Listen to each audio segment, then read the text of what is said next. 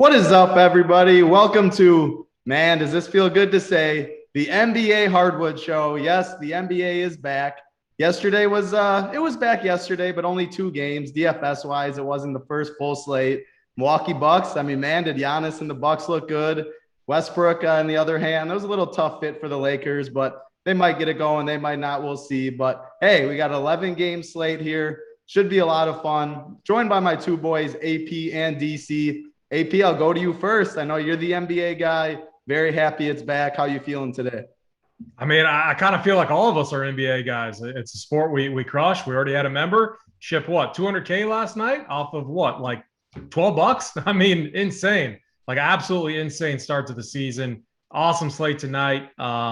We got a lot of new content and stuff too. We had our boy Glaucoma was on the playbook.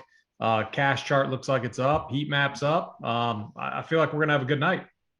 Yeah, absolutely. I'm working on the cash chart a little bit, man. Goings on the cash chart for the new people here. Running down our content really quick. So we got the playbook that AP does, Glock does, a couple other people mixed in. That's just an overview on all the teams, the whole slate, breaking down your favorite players. Got the heat map that AP does all the time, highlights his favorite play, who his fades are, stuff like that. Then we got the core plays from all of our GPP players, DraftKings, FanDuel, Super Draft, Yahoo. Gives you a core guys, 5 or 6 guys that we really like today. And then you can fill in your content from the playbook, from the cash chart and stuff to fill in your lineups.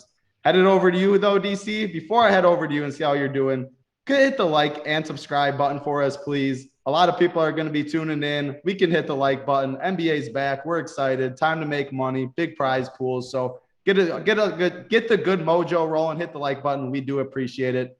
DC, how are you feeling today? Playoff baseball too is rolling around. Football's on the way. I mean, what a good time to be a sports fan. How are you feeling today? Yeah, feeling great, man. Happy NBA is back. Last night was a good night. Obviously, congrats to the member with the 200K score.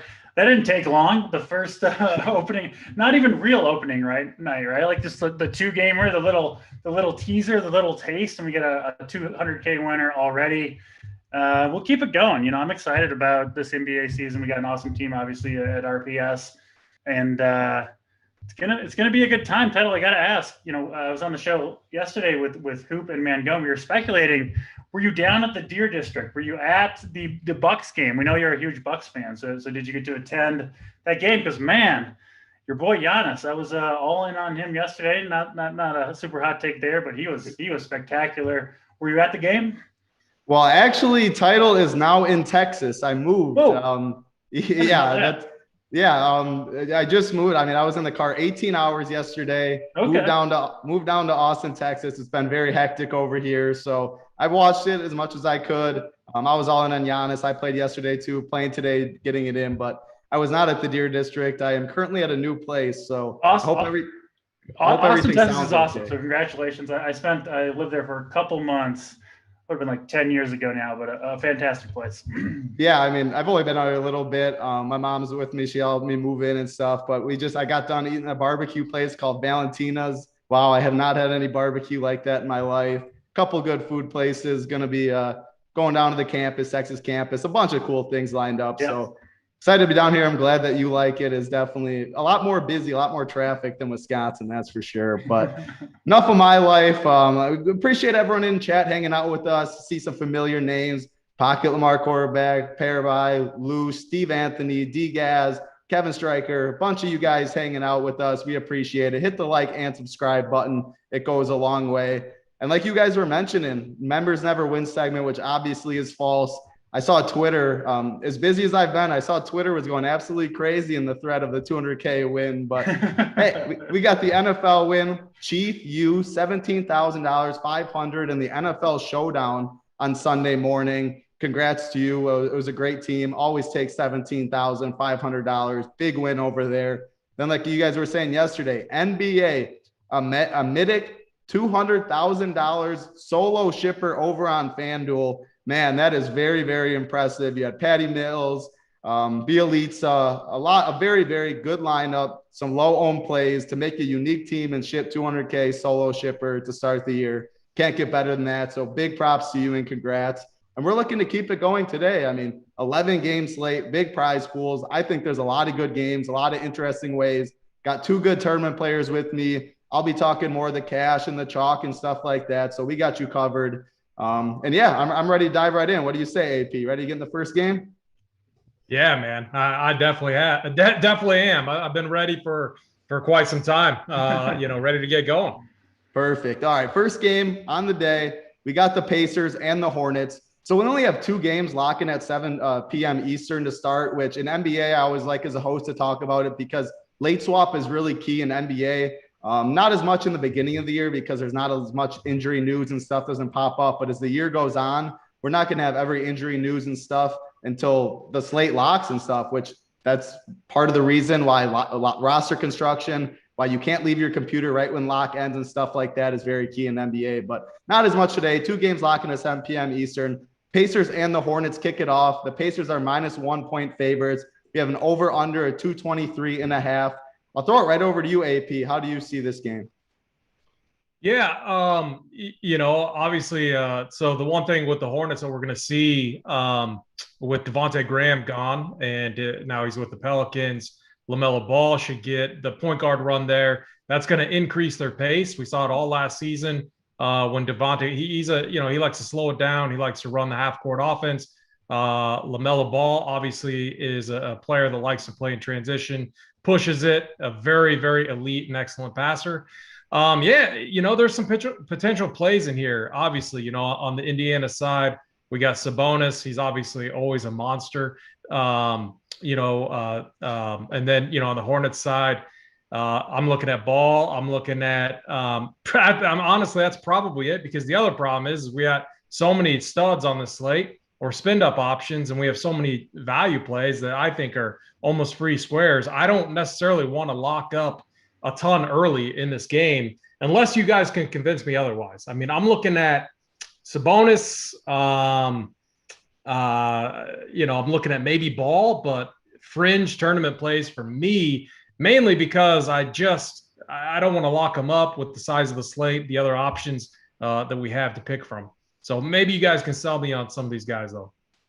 Yeah, this isn't a game that I'm looking to overly stack or anything. I think an interesting GPP route. There's a lot of really good value on the slate, and we're going to talk about a lot of rookies today.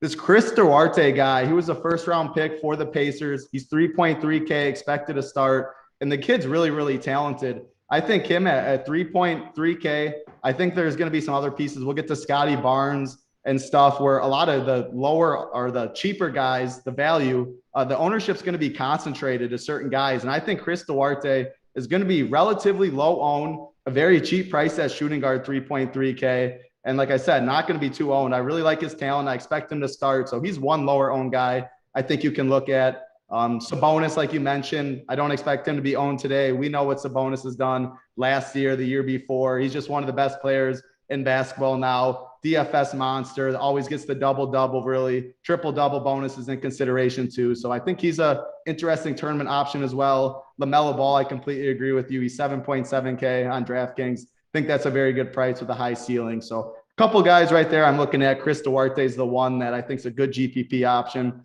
Go over to you, DC. How do you see this game? Yeah, I'll start off and say I'm going to cite some preseason numbers during the show. I think it's relevant to see who the coaches are going to play. Obviously, there's a lot of grain of salt to be taken with that, but I have tried to dive in and see who played with who, watch some of those games, and yeah, I mean Duarte, 92 minutes in the preseason, he averaged 22, 4 and 5, right? So very, very productive, super cheap, and if he's going to start, like you say, Tyler, I think that's a good value play. There's a lot of them today, right? A ton of good value plays. I think you need to be careful. If we're talking DraftKings, like you'll hear us mention, 5X, 6X, 7X. We're talking, basically fantasy points divided by their salary. Listen, I think to win a DraftKings GPP play, tell me if you guys disagree. I think you're going to need probably a large field GPP 30 plus from every roster spot. So just because someone, if they're 3K and you think they can get 20, might not be enough tonight. So keep that in mind, I think, when we talk about these debt value plays, when you're building lineups in general. But yeah, I think Duarte certainly in play if he gets the start. I don't really want to play him off the bench, but if he gets the start, I'm in on that. And then to me, I mean, LaMelo Ball looks like an awesome play here. First thing I bet this morning, I've been looking at player props, betting some of those, was LaMelo Ball over 30.5 points plus rebounds plus assists. That number seems really, really low to me. I mean, if you ask someone, if I ask either of you two, whose team is the Charlotte Hornets? It's a snap answer, LaMelo Ball, right? This is his team. They got rid of Devontae Graham. Terry Rozier is questionable to play in this game. Even if he goes, listen, it is a bump to Melo if he goes, but even if Rozier goes, I think this is LaMelo Ball's team. I think this guy's going to have a monster year. He was on his way to just a fantastic rookie season before he got injured. But listen, he's good to go. He just smashed the preseason. I think he's going to be I don't see any reason why he wouldn't play 35 plus minutes right out of the gate here. And that number, up to 31.5, so it is climbing. We've seen it from LaMelo Ball. I mean, I think he's got a pretty good shot at a triple-double basically every time he takes the court. That's enhanced if Rozier misses. But even if he doesn't, I'm in on LaMelo Ball, Yahoo, DraftKings, FanDuel, wherever you're playing. I think he's a fantastic play with just enormous upside. I mean, this guy shoots threes too. Preseason, he was shooting 9 3-point attempts per 36 minutes. So he was letting it fly. We know he can pass, rebound with the best of them at the guard position. So he's the main guy I'm kind of focused in on here. And listen, I think he, at home, opening night, I think we see LaMelo show out. I think he's that kind of player. So I think he's the guy you want in this game if you're rostering one dude. One other note, too, Title, before you take it over, the Pacers played at one of the fastest paces all season last year. And you got to think what you want.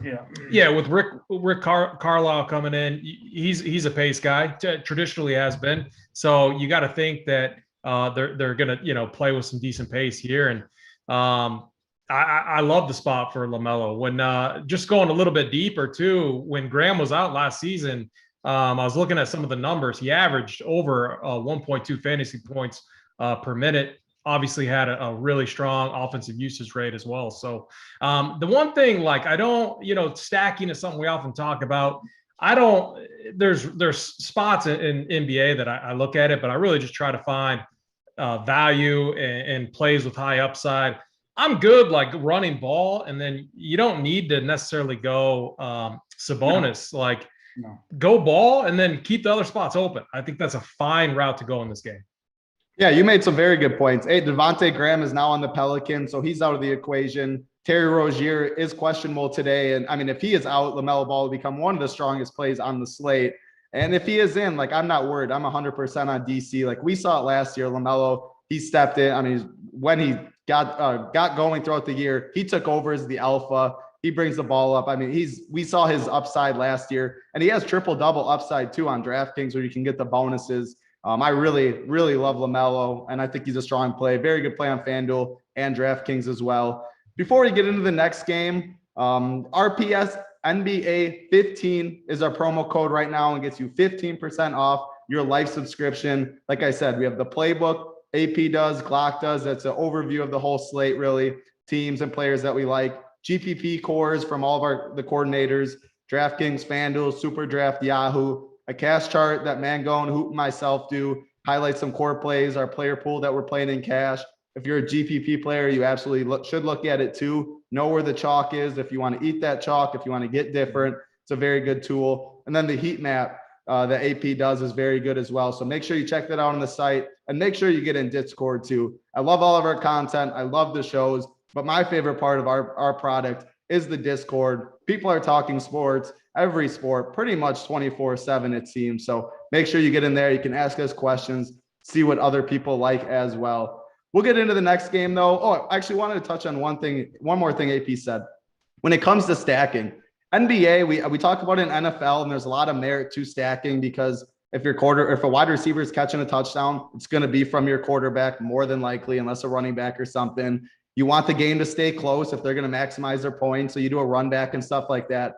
In basketball, stacking is not nearly as important. I hardly look at it at all. Sometimes I'll run a game stack, and the reason for that is it's a really high-paced game. You can get some assists, and your guy can get a bucket and stuff. And you hope it goes to overtime is really the main thing. If you get those extra 5 minutes where you stack, that's the main thing of stacking. But I was going to say, I'm with you guys.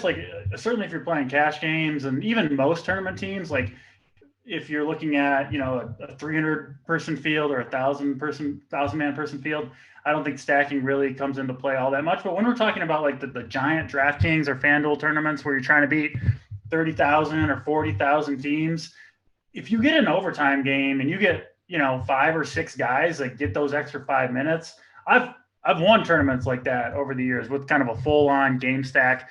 The thing you need to be really careful of is one, obviously you want to get a high-paced game with a high total, and two, you need to be pretty confident that hopefully all of those guys will actually play in overtime, right? You don't want the guys like a bench player that's going to kind of come back out.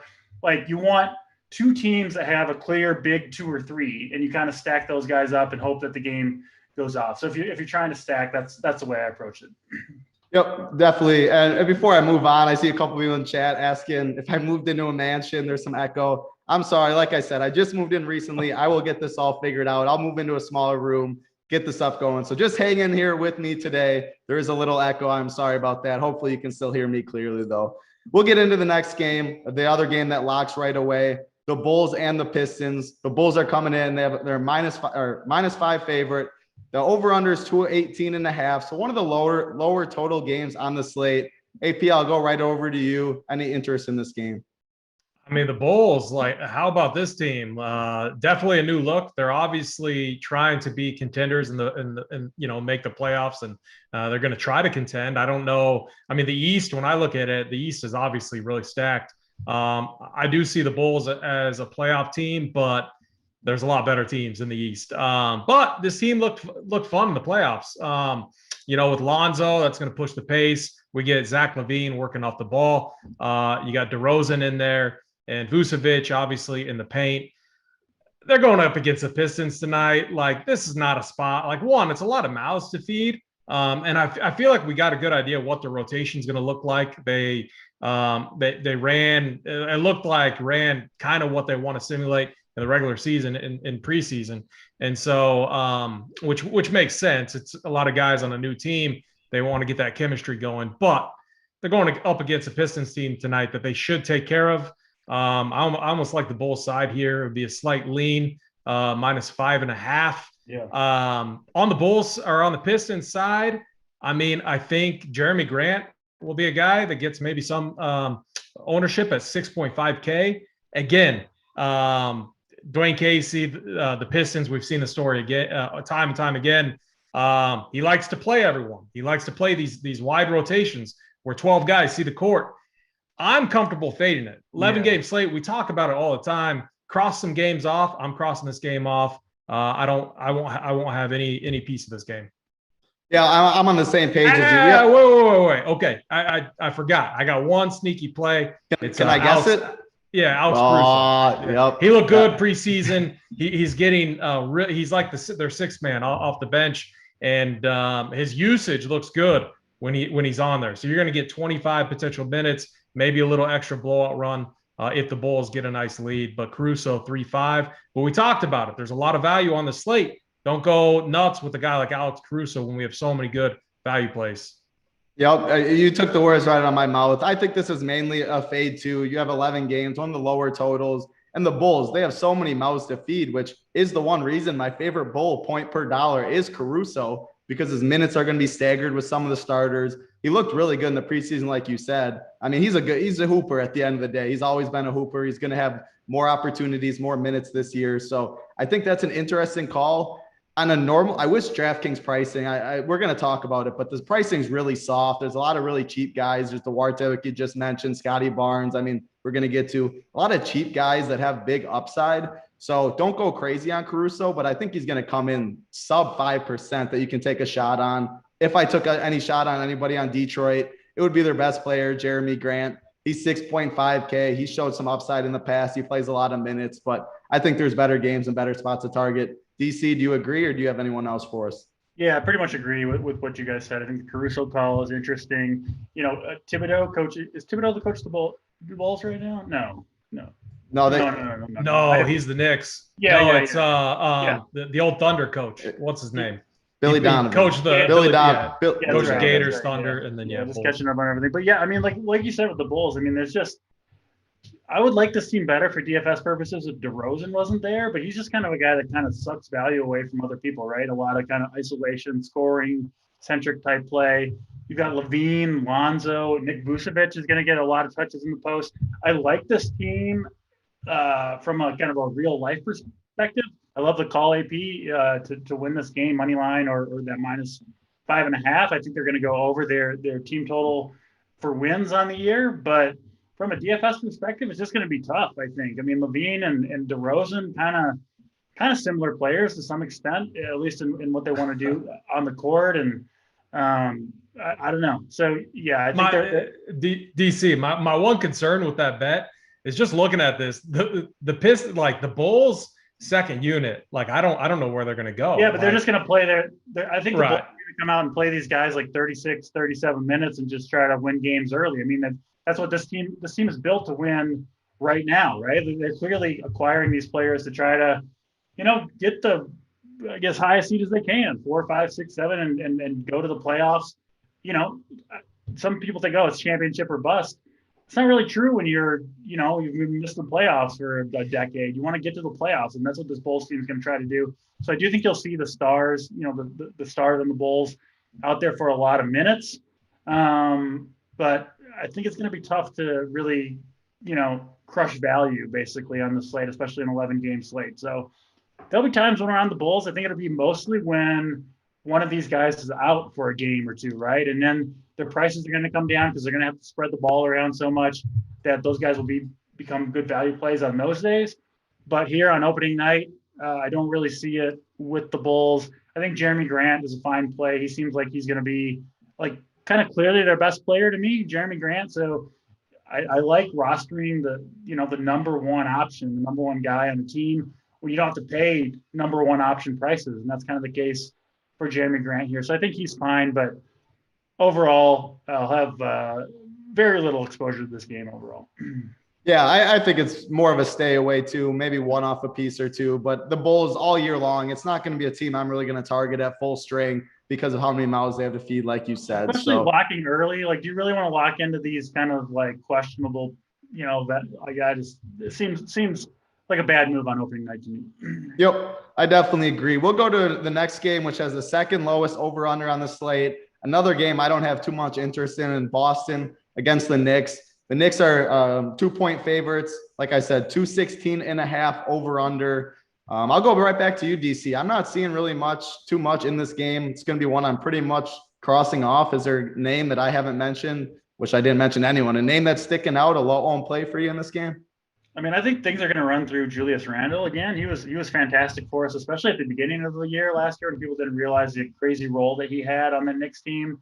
Thibodeau was running Randle and the starters into the ground already in preseason. So, Randle's going to be out there for like 40 minutes probably in this game if it stays close, which it probably will. It's at home for New York. So Randle, I think, is interesting. Another triple-double threat on a nightly basis. I don't see that changing, but obviously Boston, a relatively tough defensive squad. We thought it looked like Jaylen Brown might miss this game, but he's going to be in there. That takes away from like a Tatum play. Robert Williams, 5,100 at center, I think is at least interesting, but he's got Enes Kanter behind him, and Kanter can come off the bench and perform well and kind of take those minutes in any game. Kanter 3,400 I actually think is kind of interesting as a crazy GPP play, right? Because we've seen Kanter so many times come up. Williams can get in foul trouble for one, and we've seen Kanter just come off the bench so many times throughout his career and go for 40 points, 40 fantasy points. He goes like 20 and 13, something like that off the bench. He's 3,400, and I don't think will be owned at all. So Kanter is a guy that I'm considering as a deep tournament play. But yeah, no, I mean, overall, again, another game that I think for the most part, you want to avoid. Yep. Right now we have over 500 watching, only 134 likes. We can do a lot better than that for sure. Please hit the like, hit the subscribe button for us, which is also right there in the bottom right corner, big red button. A like and a subscribe goes a long way, and it starts off the mojo coming into the NBA slate. The NBA is a long season. It's one of the more profitable seasons here at RPS. A bunch of our coordinators absolutely crushed. So We're bringing you these shows every single day. We have an Up to Lock show every single day as well. JSU's mainly on it. Big T, Holden, a couple of us rotate in as well. So 2 shows a day, a bunch of content. You guys could hit the like and subscribe button. We do appreciate it. Gonna head it over to you, AP. Do you see it the same way as us? Mainly a stay away game, or are there a piece or two that you like? Yeah, this is a game we don't want to target. I couldn't imagine playing the Knicks here. Especially Kimba. Kimba's not gonna. I mean, their backcourt is just loaded. You got Rose, you got Burks, you got Quickly. Quickly was phenomenal last year, but man, that's a lot of mouths to feed. Tibbs usually, if we go back to the Minnesota days, he had run a really tight rotation. Not really the case outside of Randall. If you want to play Randall, I mean, he'd be the one guy I'd be a little bit okay with. He's price wise. I mean, he was a mid 9K guy last year, especially mid to late season. So you're getting a slight discount. I think that's offset by the new pieces they have in there. Evan Fournier, Kemba Walker. It's going to take away from Randall some of his scoring upside. So for me, when you factor in the matchup, it's an easy fade. And then on the Celtics side, the Knicks were one of the slowest paced teams last year, one of the best defensively. We know Tibbs just, that's his style. You could argue that Kemba may be a little bit of a leak on the defensive side of the ball there, but I don't think he's going to play a ton of minutes, maybe 23 to 25. And we have better plays. So I'll be staying away from both sides of this game.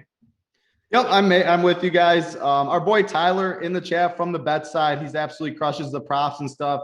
He has a little juicy prop in this game. He says Randall double plus 125.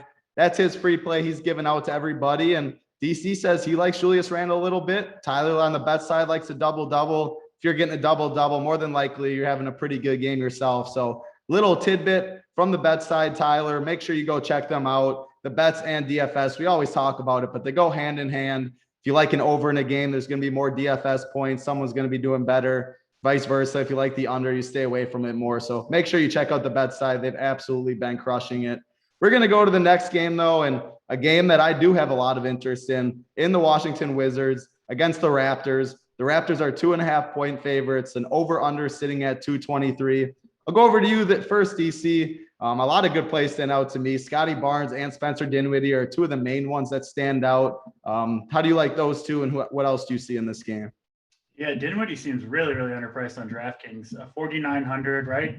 Going to be the starting point guard for the Wizards. I mean, like he was awesome with the Nets till he got hurt, and had fantastic performances whenever he would get kind of the lead guard role, right? Like that was what we wanted for Dinwiddie. He just didn't get it very often. He would kind of need injuries to step into that role. But here with the Wizards, I think he'll perform well. So I'm in on Spencer Dinwiddie. Obviously, I'll have to share with Bradley Beal, but to me, Bradley Beal a way better scorer than he is a playmaker. So I think Dinwiddie's going to have the ball in his hands quite a bit. 4,900, as I said, on DraftKings. I think he's Tyler, you're the cash guy, so we'll get your thoughts on that. But I think he's certainly in consideration in cash, all formats. And again, GPPs today, 11 game slate on opening night. I wouldn't worry too much about ownership, right? It's going to be spread all over. There are so many good plays. You should feel good, I think, about every player in your lineup. So Spencer Dinwiddie, I feel great about him at 4,900. I think he's an awesome play. And in the Toronto side, I mean, Kyle Lowry out of town, Pascal Siakam not available for this game. We're going to see the Fred VanVleet show. We've seen it many times throughout the course of the last couple seasons. It's pretty awesome when he gets this kind of lead role, and he'll have it tonight in a great matchup against the Wizards. So yeah, I think Fred VanVleet starts this season off well. I think he's a pretty good bet for 40 plus fantasy points, 7,500 on DraftKings. He's reasonably cheap everywhere. And then the other guy I'm really looking at from Toronto, there's a few guys you could play, but my favorite after VanVleet is OG Anunoby, who's been making pretty good strides since coming out of college, improving every season. Again, no Siakam, no Lowry, obviously, on this team anymore. Anunoby, I mean, I think he's going to be out there, again, pushing, 35, 40 minutes if things go well for him, things go well for the Raptors, which I think they will. He can do a little bit of everything. The scoring is coming along nicely, 6,100 for Anunoby. Seems like a pretty good price point to me. Yeah, I think this game, there's a lot of people I think that are mispriced and are underpriced. I really like the centers in this game on both sides. Precious Achua is now on Toronto. He's only 3.1K, power forward and center eligible. We haven't been able to see his ceiling as much because of when he was on Miami, he was behind Bam and the minutes weren't there. But he's a very good point per minute producer. He gets block shots. He plays above the rim. He's a very good player, I think. 3.1K. He definitely has upside there. And then the two centers on Washington, Daniel Gafford and Montrezl Harrell. We know both those guys have massive, massive ceilings. Gafford could get in foul trouble a little bit, and then Harrell would get all the minutes and absolutely smash. If Gafford stays out of foul trouble, I think he has a lot of success against Toronto. So I really like the big men in this game. I like your OG call. And then the last guy I'll mention, Kyle Kuzma on Washington too. I think he'll have a really big year this year. They're going to need him. He's 5.1K. He's been shit on pretty much by everybody for a long time. And I think he has talent and is really going to show it this year. I think 5.1K is one of the cheapest we'll see him all year. So I like this game top to bottom pretty much. AP, a lot of names we mentioned. What are some of your favorites? Yeah, this is we talked about stacking, and I think this spot is going to be one of the exceptions. There might be two spots tonight, but this is one of my favorite games on the slate. When I woke up this morning, the total for this game was 218.5.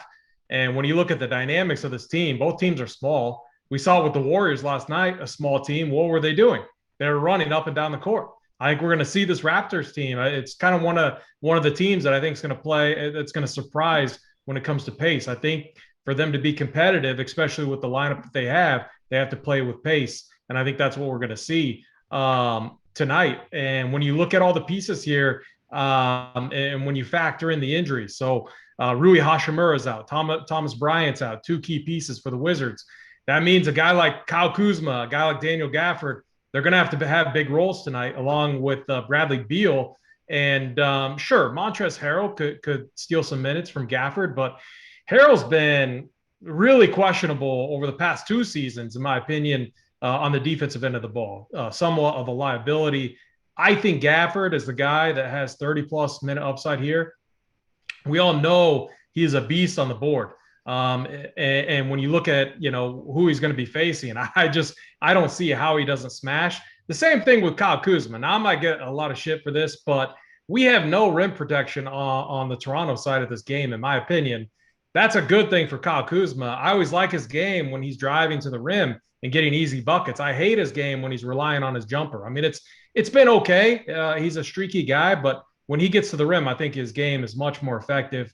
And then we got Dinwiddie as well. Coming off, the ACL injury, though, I believe he was playing 25-plus minutes in preseason, which is a positive sign.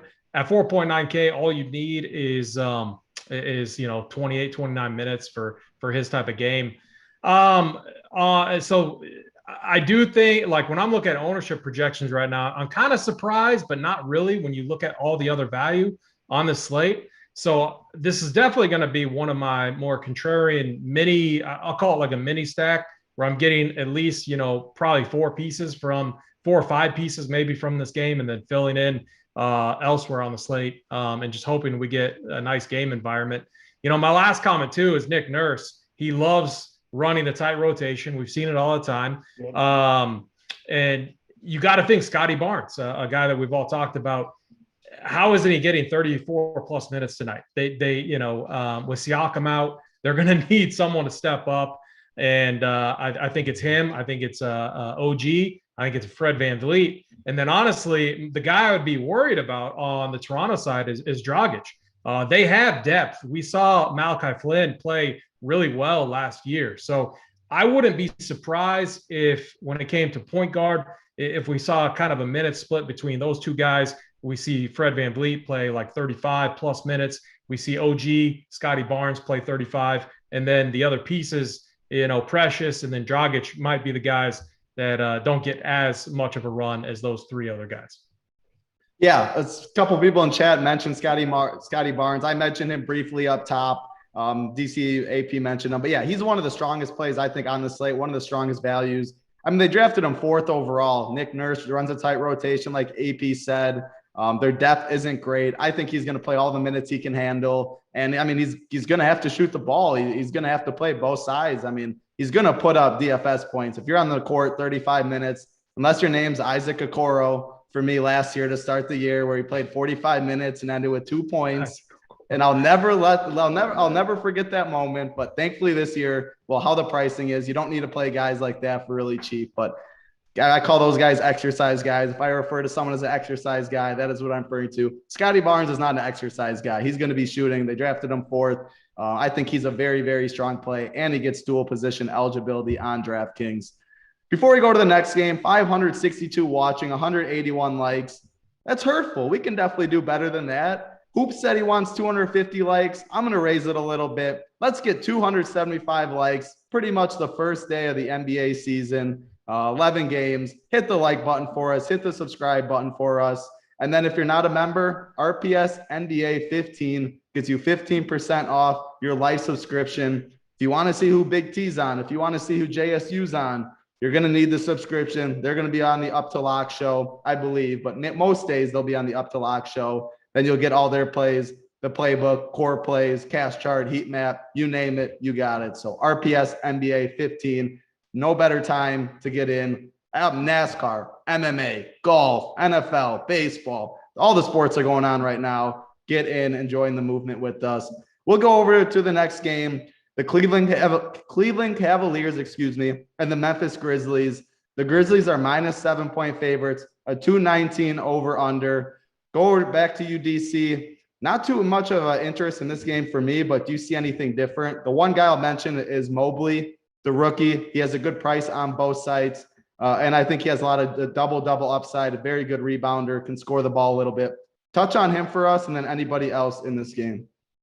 Yeah, I'll leave Mobley to you. It seems like you're more knowledgeable about him than I am, so I'll just keep that one for you.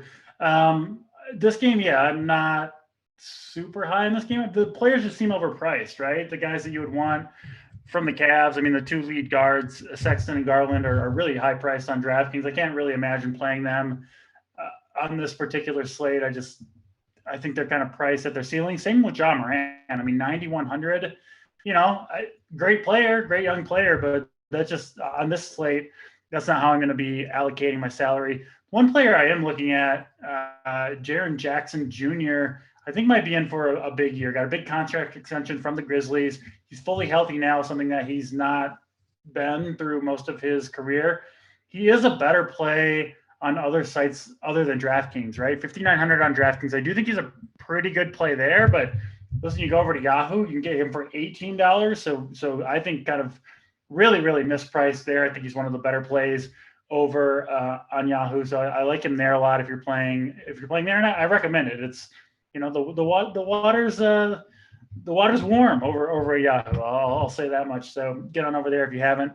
But yeah, overall, I'm just not locking much here. I'm interested to hear your Mobley take title, but not a ton for me. The player that I was looking at, the one guy interested to hear you guys take, maybe you can talk me off him. I'm kind of hoping so. Lauri Markkanen, I think is going to start at small forward for Cleveland. I mean, this guy, he's 4,100 on DraftKings. He can play a little bit. Like, he can score, he can rebound.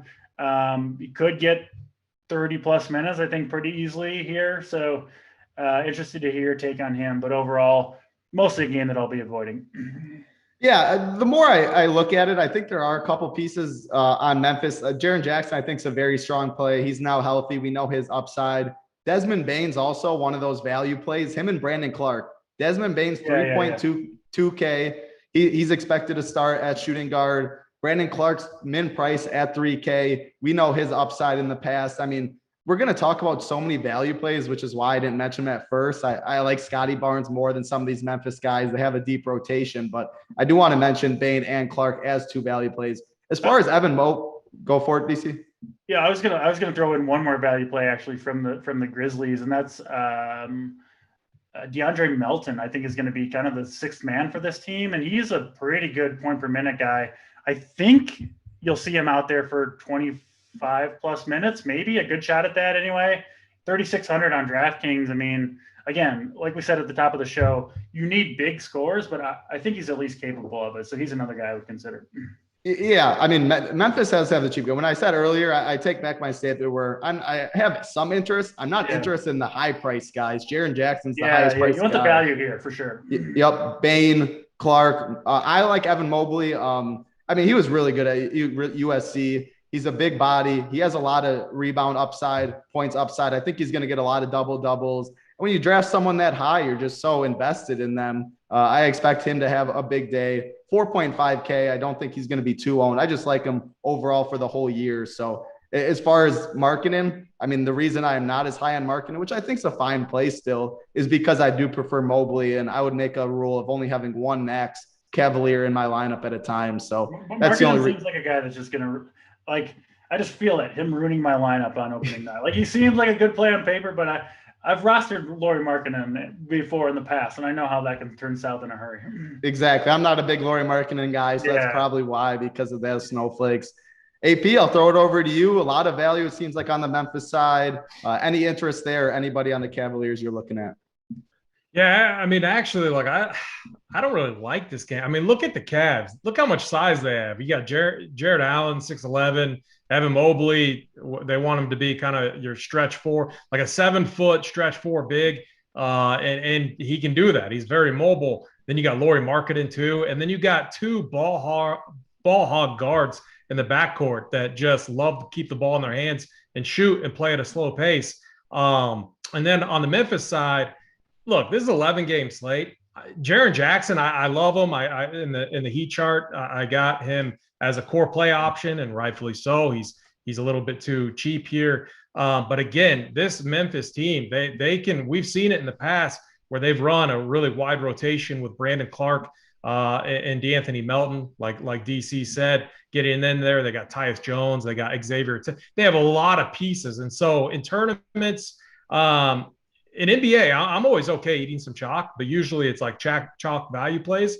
A play like Jaren Jackson, if you're wanting to get different in tournaments, I'm telling you, I'm showing ownership projections of like 50% on 11 games, which is insane. Look at the size that the Cavaliers have. Like they're going to have hands in his face, and then it's Steven Adams as a guy. He's a statue down there. But the one thing he's good at is getting rebounds. And so that takes away from Jaren Jackson's rebounding upside. And then you got a guy like Evan Mobley that hopefully could get a hand in Jaren Jackson's face. So I mean, the path to bust is there, what I'm saying. And we have for all the reasons you mentioned, and you throw in the fact Jaren Jackson is one of the most foul-prone players. I was going to say, in the league. I mean, he just is. You can look. You don't need to go farther than pulling up his player card on DraftKings. I mean, last year, 24 minutes per game, 3.9 personal fouls per game. That's about as high as you get. Like I don't have the personal fouls per minute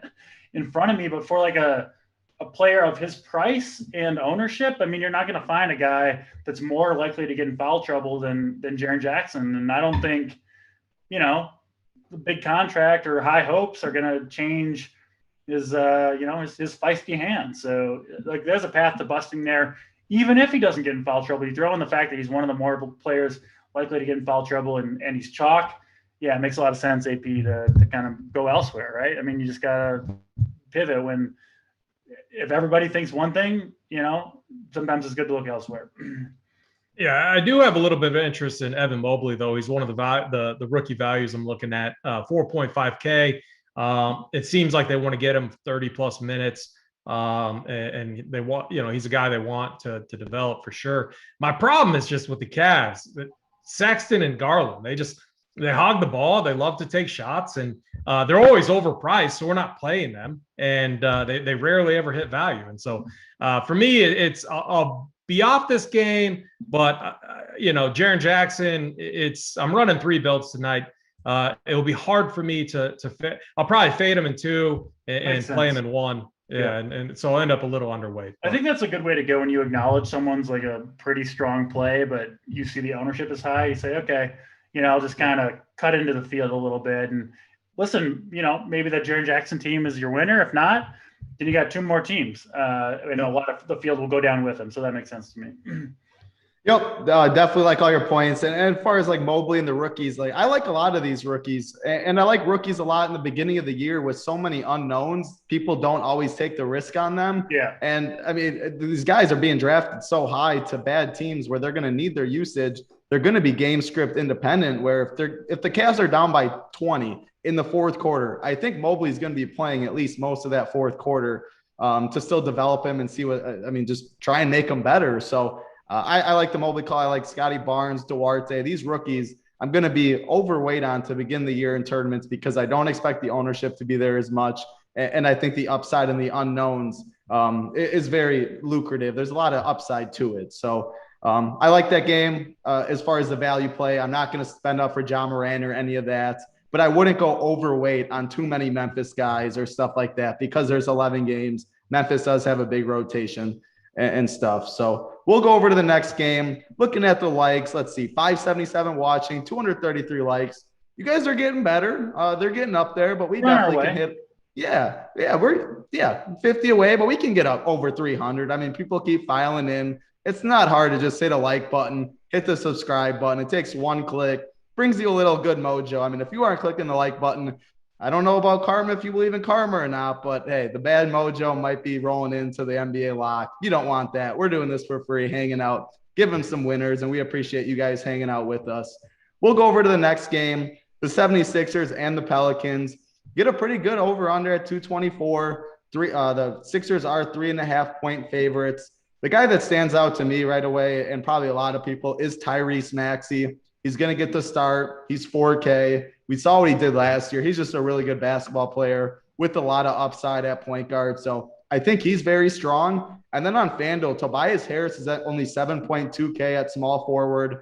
Now FanDuel does have the multi-positional eligibility, so you can play a lot more guys at small forward, whereas that usually was one of the weaker positions. But still, 7.2K for Tobias, I think, is a very good price. And then Embiid. I mean, Embiid's always in question. He's 10.6K. We have Jokic on the slate. We have Cat on the slate. A lot of good centers. So, AP, I'm going to go over to you. Tyrese Maxey, are you going to eat the chalk? You going to fade it? And then what are your thoughts on Embiid and anybody else in this game? Yeah, I mean, Shake Milton's out too. So, Maxey's going to be in a role where he's getting 30 minutes, you would think. It's interesting. So I looked last season, and when you took Simmons off the court, and when you put Maxey on the court, you put Joel Embiid on the court. Maxey owned right around a 0.85 fantasy point per minute rate, which is fine for a guy that's going to get 30 minutes and he's 4K. I'm definitely fine with that. Joel Embiid, though, man, I mean, a 42% usage rate, and we had about 180 minutes to go off of with this scenario. So it's not like it's like a small sample. I mean, it's a decent sample. 1.884 fantasy point per minute rate for Embiid there. So it's definitely the Embiid show. My one concern, I don't know, so I didn't watch a lot of preseason, but I did go and look back through to see who was playing. Embiid didn't really play much. I mean, Andre Drummond was the guy playing all the preseason minutes. So don't worry about that, man. But do you think they're going to run Embiid out to play 30, 34, 35 minutes? Okay, yeah. Yeah. Then, if he's going to get that, he's a smash play here in this spot. I will say the Pelicans, they're a team that I think they're going to be running at a slower pace without Lonzo Ball. And with Devontae Graham, something we mentioned at the start of the show. So I almost like the unders in this game, 224 if you can get it there. I think the unders is a fine bet. And I hate anyone knowing me or follows me. I hate betting unders too. So, I like Tyrese Maxey. I like Joel Embiid here. I'm never playing Danny Green. I'm not playing Tobias Harris. And then on the Pelicans side, there's not a piece that I'm playing. I'm not going to play Joe Val against Embiid. I mean, Embiid looks good. He looks fit and everything that I've seen. So from like the 20 minutes of preseason that we saw, the guy looks fit. Yeah. So when I say chalk and Tyrese Maxey, I don't expect him to be 55+% or stuff like that, but he is going to have some ownership. But like we mentioned earlier, you can eat chalk. If you like Tyrese Maxey today, play Tyrese Maxey, especially on 11-game slate. Don't try and galaxy brain yourself, and then you're going to go to bed later tonight and be like, wow, I love Tyrese Maxey. I faded for ownership and he went off. I just want to put that point across because you can get different elsewhere. It's 11 games. Play who you think are the best plays. And I like Tobias on DraftKings too at 7.6K. The one guy I will mention that I didn't mention before I go over to DC, Brandon Ingram, 7.7 on DraftKings, small forward and power forward eligible. They don't have Lonzo Ball this year. Zion is hurt to start the year. So Brandon Ingram's going to be the alpha on the team. He's going to take by far the most shots. He's going to have a high usage rate. And we know Brandon Ingram can put the ball in the bucket. If he gets hot, he can easily go for 30, even 40 points in this game. So I think he is interesting as a low-owned GPP play. And then as far as Joe Val, he has a very good price on FanDuel at 6.5K. I do prefer him over there. I don't love this matchup for him, but 6.5 is a price that you have to consider on FanDuel. DC, what are your thoughts on this game? Yeah, I'm playing some cash games, and I'm mostly a GPP. Ooh, DC in the cash lobby. DC I like playing to some see cash. Cash game streets early on Love here. it. We'll see. But Tyrese Maxey is like the first guy in for me. I think with missing Ben Simmons, obviously, and then you look at this depth chart, missing Shake Milton, as you mentioned, AP. There's not a lot there for backup point guard. I mean, I think Tyrese Maxey, listen, he's 20 years old. He was playing as a 19-year-old last year. And if you look at his per 36-minute stats, which, listen, I think he could play 36 minutes in this game, no question about it. He averaged 19, 4, and 5. So he was very, very productive. Some of that was obviously playing with bench guys and all that, but he crushed in the preseason too. I think Tyrese Maxey is a very, very safe play here. I think something will have to go very wrong for him not to get there. It happens, right? You get an injury or foul trouble or what, maybe just playing horrible and gets benched. Like, it happens from time to time, but he's close to min price throughout the industry, and I think he is a fantastic play. So I love Tyrese Maxey. And then Joel Embiid. I think I have him projected as the highest scorer on this slate overall. He's priced like it, so you're not getting a discount there. But man, taking a trip down Narrative Street on day one, I'll take it with Joel Embiid, Ben Simmons.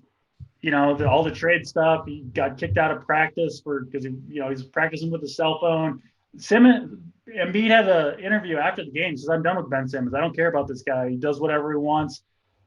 Joel Embiid is like a charismatic dude that I buy into this. I buy into the kind of what I would call fuck you Ben Simmons game. I'm going to go out, put up 50 and 20 in this game, and say, this is my team. Get Ben Simmons off this team. Trade this guy. I can carry this team. And that's what I think we're going to see from Joel Embiid. So I do think he'll be the top. That's such a great point. I think this is such a fuck you type spot. I think they're going to Ben. Oh man, to Embiid early and often in this game. Massive usage.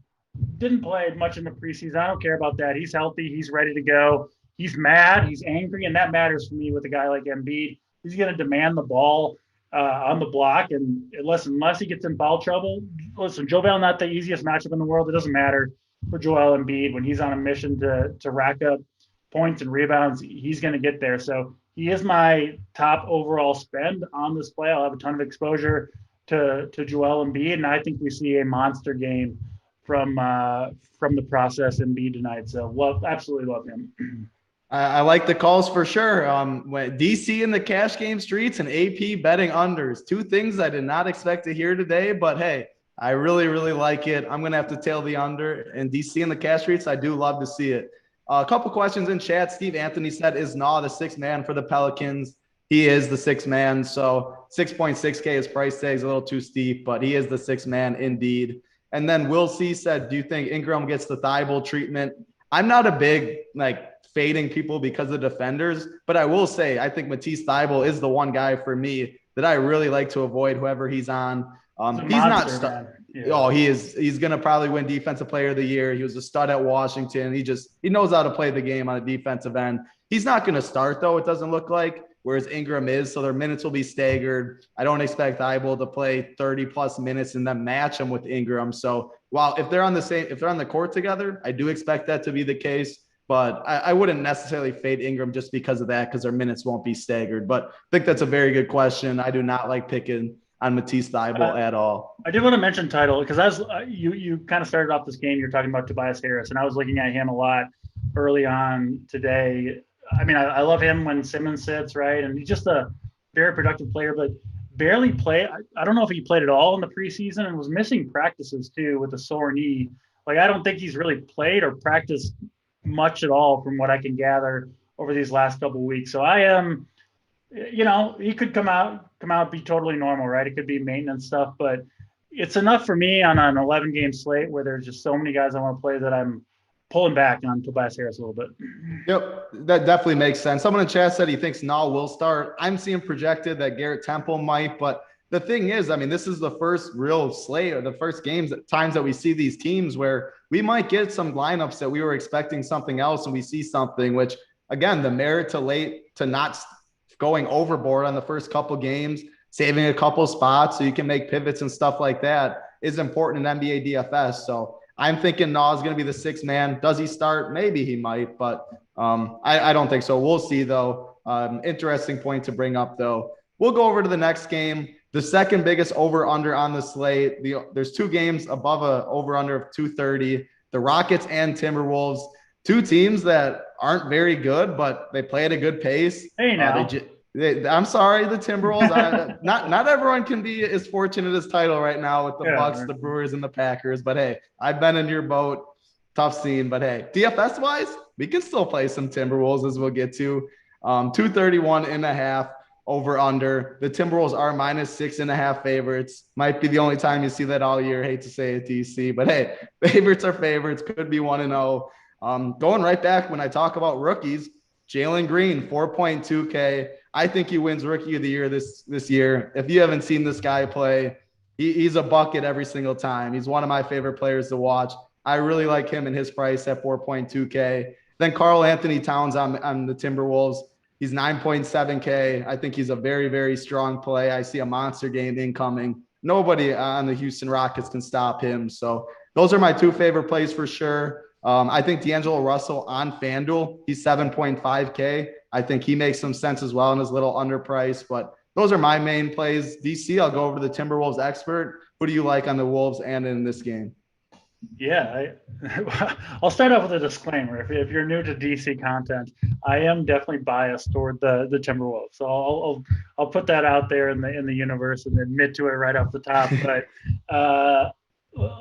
I like the vibe around the Timberwolves right now. I'll be honest. I think we're going to see kind of a big three out of the Timberwolves. D'Angelo Russell, second-year player, Anthony Edwards, who I think is going to be did he grow too? Before that, like he's now dunking like it's like he's 7'5". Like he's always had the hops, but he feels like he grew this offseason. I don't know if that's a fact or not, but he just glides now. The player he reminds me of is Dwayne Wade in his prime, which I know that's like extreme comparison, but the athleticism, the charisma. I think Anthony Edwards, D'Angelo Russell, Karl Anthony Towns are going to come out of the gate hot in this season. That's my prediction. It's a true big three from the Timberwolves. Beyond those guys, I mean, the minutes are going to fluctuate all over the place. I think the starting lineups will change, who starts at the 3 and the 4 and all that. But I think Edwards, D'Angelo Russell, Karl Anthony Towns are going to play big minutes. I think all three of those guys go 35-plus minutes. I think the Timberwolves win this game rather easily at home over the Rockets. We've seen Cat perform way better at home over the years. I was a Wolves season ticket holder for a couple of years, and man, Cat just crushes at home. There's a narrative around him too. He lost his mom to COVID. He got it himself. He lost like 35 pounds last season. He thought about walking away from the game. From everything I've read and listened to, and it's a lot with the Wolves, they're my favorite team. Cat is on a mission this year. So it's tough for me because two of my favorite spend-ups on this slate, they play the same position, Karl Anthony Towns, Joel Embiid. But I think we see 60-plus fantasy points out of both Towns and Embiid tonight. I think that's a good place to start your builds. I'm expecting big things out of the two narrative centers. Both guys can fill up the stat sheet in every single category. So, yeah, I love both guys. Like you mentioned, D'Angelo Russell, another guy, a lot to prove. And, maybe I'll be wrong. Maybe the Wolves will fool me for the 15th straight year. But I like these guys for DFS purposes. You throw in Edwards, too. I don't think people will be on him. But, again, another guy where he's not getting benched. He's not a guy that's going to get in foul trouble. He's going to be out there 35-plus minutes in this one. He's probably going to get up 20-plus shots. I think he's very safe, and with a lot of upside too. We've seen big games out of him. So, I wouldn't play all three of these guys in the same lineup. I think they're too expensive for that. I don't think they can all three get there from a GPP perspective, but 2 or 3 or 1 of 3, I think is good with the Wolves. I expect big games out of all three of these guys. Definitely like it coming from the Wolves expert. I love Cat for sure. Anthony Edwards, we've seen his upside in the past, so I think he'll be low owned. Makes a lot of sense. And the run back, you don't need a run back in basketball, but I really do like Jalen Green on that side too. A couple quick things before I do get over to AP. Taj Gibson and Nerlens Noel are ruled out today. I think that gives another bump to Julius Randle, especially if you already hit Tyler's prop bet. I mean, his rebound equity, Julius Randle's rebound equity definitely goes way up. Yep. I'm not exactly sure what that necessarily does. I think Randle does get the biggest boost, though. 2 bigs that are out. Looking at the likes, 583 watching, 278 likes. Hit the like button for us, please. We can easily get 300 today. Giving out our plays at the end. We got a couple more games, so hit the like for us. And then we got some big news tonight. Joining our Big T and JSU for the Print Factory, Wilson, who's a big name in the DFS community. Ooh. Don't see him on shows very often for sure. So Big T might have pulled some plugs there, but he will be joining Big T and JSU for the Print Factory at 10 p.m. Eastern tonight. So while you're sweating out some winners in NBA, trying to get to the top, listen to some football content. We're breaking down football still. I mean, we love basketball, but football is always going on every week. So make sure you tune in. Wilson, Big T, JSU. You're not going to want to miss that at 10 p.m. Eastern. Going over to you, AP. How do you rank Cat as your spend ups on the slate? Any Rockets that you like or anything else in this game? Yeah, I mean, this is one of the, we have two teams that play with pace and they don't play defense. So we're going to like that when it comes to fantasy for NBA. Jalen Green's the only guy I like on the Rockets. I'll keep it short and simple. They have a lot of bodies they can throw in there. Jalen Green is, I mean, if you watch the preseason, if you watch any of his, he started out in the NBA G League with the Ignite. The dude can get buckets. He's definitely a baller type. So at 4.2K against the Wolves, I think he's in line for a nice, it'll take a bad shooting night for him not to hit value. And then for me on the Wolves side, I agree with you guys. I like Towns, but for me, it's Anthony Edwards. If Anthony Edwards was like 6.9K, I feel like his ownership would be way higher. I don't know what it has to do with like just seeing a 7 before his name. I feel like because I'm showing that he's going to be like, maybe 10 to 15% owned. I think he should be higher. The game environment's perfect. He's gonna get a ton of shots. He's my favorite guy on the Wolves side, followed by Cat. And then I'm not going to play D'Lo on DraftKings at 8.5. Yeah. Yep, I think he is a better play on FanDuel. I do agree with that. A couple people in chat. Is there an NBA stream today before lock? Yes, there is. Make sure you check it out. You can find that going Discord to the media alerts, or you go to our website. There is a show coming up after this, up until lock. And then Jeremy asked if the Big T, JSU, and Wilson show's premium. No, it's not. You can find that on YouTube every week. The Print Factory goes Wednesday night. So not premium. Anyone can watch. So make sure to check that out. And the last thing, people were asking, saying DC doesn't have a core spot on the page right now, but he will be dropping a core in Discord tonight. So again, he's not on the sheet, but there's multiple cores that are dropped in Discord as well. Make sure to check that out. We're going to go to the next game though. The Orlando Magic and San Antonio Spurs. The Spurs are -6.5 favorites, a very low over under at 212.5. I'll go right back to you, AP. How do you see this game? Yeah. So the Spurs, I think the Spurs side of this game, I think is really interesting. The thing about the Magic, I'll start with them. Jalen Suggs is like the one kind of rookie that I'm not really sold on tonight. I like all the other ones better. I just don't trust the Magic. I don't trust the rotation. They have a bunch like RJ Hampton. Why aren't they giving him more run? Like he's the guy that I think he got more run in preseason play. He proved that he was really good last year, or I mean, decent for relative to the team that he's on. And so they got a lot of backcourt guys, and I just feel like we're going to see an unfriendly rotation here. When you consider DFS, I have far more interest with the Spurs side. So DeRozan's obviously gone. That opens up a lot of usage, a lot of fantasy points. I think it's like this is one of the more unique backcourts that we have in the league, and DeJounte Murray and Derek White. I like those guys. I think they're a little too cheap. So I've actually bumped up DeJounte Murray's projection in my own, optimal that or in my projections that I'm looking at. I love him in this matchup.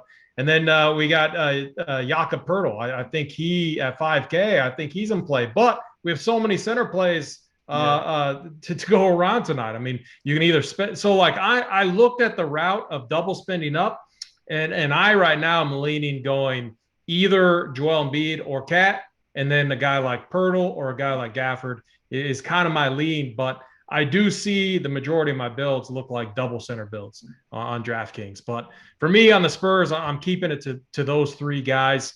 But my favorite is DeJounte Murray. Yeah, I think the centers make a lot of sense. They have so much upside. And then on DraftKings, the double-double bonus, you always like getting bonuses, and the centers have the best chance majority of the time to get that bonus. So definitely think those are good points. For the Magic, for me, the only guy I would play is Suggs. I'm a little higher on him than UAP, but 4K. I mean, I just like pretty much all the rookies this year. They're in really good spots, and they're going to be accounted on and relied on a lot. So I think he's fine at 4K, but I do like some of the other ones a little better. DeJounte Murray is my favorite Spur on both sides too, if I had to pick one. And then on FanDuel, Derek White is really cheap at 5.6K. That's just a misprice over there. So I think he's very strong, whereas I don't have as much interest on DraftKings. DC, how do you see this game? Not a ton to add. I was going to throw in DeJounte Murray and Derek White. Those are the two Spurs I want. But truth is, I'm a little hesitant to go down with the Spurs on opening night. With the Popovich thing, maybe that's overblown a little bit at this point. But I don't know. I just don't feel super great about Orlando and San Antonio. Yeah, I mean, 212 over under. We have 11 games. How you play NBAs, you just cross off some games. And I don't think you're doing any wrong by just crossing off that game. So I'll go right back to you, though, DC. I mean, we got the big next game, the Thunder and the Jazz. The biggest favorite by far, the Jazz, minus 14, over under 221.5. What do you see in this game? Because you don't see minus 14s very often, especially with a lot of close spreads in this game. So how are you approaching the Jazz and Thunder? With caution. This game I think is going to be the most likely one to blow out. There are a couple of rookies. We've mentioned a lot of rookies already. They're just really underpriced, especially when you consider just the unknowns. Like, in the NBA, it's kind of a sport where you do want to embrace once you know everything, kind of like the known commodities, right? Because it's the projections. Players get much closer to their, median projection than they do in any other sport. But when we're starting off the year, we just don't know necessarily how the usage is going to fall, how the minutes are going to fall, how good these players actually are. So the couple guys, that I am looking at, if he starts, Josh Giddey for OKC, what was he, like the 6th overall pick, I think, crushed the preseason. I think he's going to start at small forward, but really he's kind of more of a third guard, right, to play alongside Gilgeous-Alexander and who's the other OKC starter? I slipped my name, but Lou Dort. Yeah. So yeah, I think Giddey is risky, but very, very cheap everywhere, or especially on DraftKings 3,800. I think he's in play. And then from Utah, their rookie player, Jerome Butler? Yeah, Jared Butler. Of Butler. So apparently he's going to be in the rotation. That's what he said. He said he's getting minutes tonight. Another guy that just absolutely smashed in the preseason, looked phenomenal kind of on all aspects. And then I think he's basically a complete lock, I would say, to get blowout run if that happens in this game, which seems somewhat likely. And it seems like probably in the rotation anyway. So I do expect him to get minutes in the first half. We'll see off the bench, obviously behind Conley and Donovan Mitchell, but I think he's a little bit interesting if you want to get a true, really low-owned play that I think has big upside. But again, I would need a good number of lineups probably before I got to him. Yeah, for me, I'm fading Utah altogether. I don't think there's any need to go there. Big rotation, should be a blowout. And then Yeah. I like the Giddy call for sure. Another rookie, if you can't tell, I love my rookies. They're all just way too cheap on DraftKings today for sure. So he looked really They're good. not all Good. going to get there. I'll say that with the No, rookies. There's going to be some rookie big busts tonight. 100%. Most of them were saying is 4.5K and below. So you're going to need to get that right today to win a GPP for sure. Yep. Monster scores. But the upside, I think, is there. I like Giddey. I like his game. And then SGA, 7.2K on DraftKings, a strong play on FanDuel as well. Just the alpha on OKC by far. So only two guys I have interest in. AP, how do you see those two and anybody else? Yeah, I'll keep it quick. Jazz are a full fade for me. Outside of Giddey, I'm fading most of the Thunder. This kid looks good. He's a point guard from Australia. And this guy, he racks up the stat sheet. So his peripheral numbers look good. Here's what I think happens. I think they get blown out. I think he gets the blowout run. I think that they're going to want to see how he is handling the rock down the stretch. So I think he's going to be one of those guys that maybe in Discord, people tilt early and then fourth quarter comes and, he gets it done, stuffs the stat sheet, just like he did all throughout preseason too. His numbers were insane. So Giddey is definitely the value that I like in this game. I'm going to go right back to you, AP.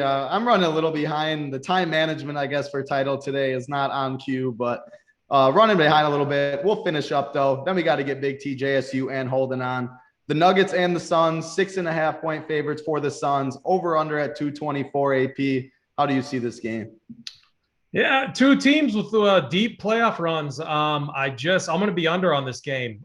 We kind of saw it last night with we saw an insane amount of possessions between two teams that did not make deep playoff runs, and the Lakers and the Warriors, and they outpaced the Nets and Bucks by I think like 10, right around 10 possessions, which was definitely a surprise to most. So I'm going to be under on this game. Jokic is the one guy I would play, but I have him, third behind Towns and Embiid. So this game most likely will be a fade for me. I'm right there with you. It's going to be a complete fade outside of maybe Jokic for me. So, DC, how do you see this game? Any names we didn't mention? Yeah, 3 for 3. I think you'll get Jokic low owned tonight. So I have him third as well, behind Embiid and Towns. But it seems like that might be a popular take tonight. And if you can get Jokic low owned, I mean, we know what he can do. I averaged 57 fantasy points per game over 7 matchups with Phoenix last year. I was just going to add MPJ. If it was any other matchup, I mean, 6'4" is just too cheap, but Mikal Bridges, one of the elite defenders kind of in the league. But still, I think MPJ is a guy that's set up to have a big year. If you want to get contrarian, I like pairing Jokic with MPJ. MPJ does a lot of his damage via the three-point shot. If Jokic is, dealing out of the post, Jokic's big games oftentimes when he gets like 11, 12, 13 assists. 4 or 5 of those could be MPJ bombs from deep. So I think that pairing is fun for tournaments. Yeah, he's one of the guys where he can get hot and he's not afraid to chuck it at all. Yep. So you hope to catch him on a ceiling game. Otherwise, Malone might bench him. Who knows what would go on. But he has the ceiling to win the GPP for sure. The last game of the night, the big boy over/under at 234.5. Sacramento Kings taking on the Trailblazers. The Trailblazers are minus 6.5-point favorites. Go right back to you, DC. How do you like this game? I don't have all that much here. Sacramento, what they came out with news that they're not going to play Marvin Bagley. He's not going to be in the rotation to start the year. So know that going in. It's kind of strange, but it is what it is. Portland, rather, seems like a long time ago when CJ McCollum, if you remember back to last year, he was regularly outscoring Dame. Like seemed like it was, like a 50-50 type thing on who would finish higher. McCollum went down with the injury, but back now and much cheaper than Lillard. I mean, you look at Lillard, 10.1K on DraftKings. You get McCollum down at 7.2. I think this is going to be closer than people think in terms of, kind of who leads this team in fantasy production. I think McCollum's going to be pretty close to Damian Lillard. So I do like him a bunch. I think he's very, very safe. And with big upside too. I mean, McCollum can put up 50 real points in a game. We've seen it multiple times throughout the course of his career. So he's my favorite guy from Portland with the discount. I can't play him on DraftKings, but one of my favorite plays over on Yahoo is Terrence Davis, who I think is going to be kind of a sixth man role for Sacramento, over from Toronto, where he was kind of stuck behind guys like Lowry and Van Vliet, but very, very talented dude. And another guy that went absolutely nuclear in the preseason coming off the bench for Sacramento. He's going to be behind, obviously, Fox and Halliburton, but I think we're going to see a big role for Terrence Davis. He is min price over on Yahoo, $10. On DraftKings, he's $5,700. I can't pay that price for him, but I kind of have that level of faith in his play, right? And so you get a guy for min price that's $5,700 on DraftKings, which I think is sort of fair, and he looks like a great play over at Yahoo if you're playing there. I like it. Yeah, Yahoo. I've been playing a little more on Yahoo with the overlay stuff. Make sure you check it out. Like you said, water's warm, a little more fish, and dead money, I think, over there. So make sure to check it out. AP, last game of the night. It seems DraftKings have priced this game a lot more appropriately than most of the games to me. Dame's up there over 10K and stuff. But is there anyone standing out to you, or how are you going to approach this game? Yeah, I mean, I like the overs in this game, but I both teams are relatively healthy. I'm not a Harrison Barnes guy. De'Aaron Fox is just, I don't really want to pay 9K for him. Halliburton seems a little bit overpriced.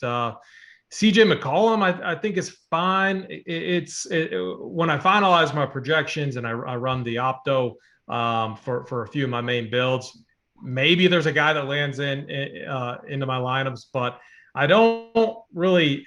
It could be a late game hammer, but Dame usually doesn't start off the season like Dame time mode. So usually it takes a little bit. So I don't know if I want to pay 10K for Dame at this time, even though the matchup's good. So if you like Anthony Edwards over McCollum.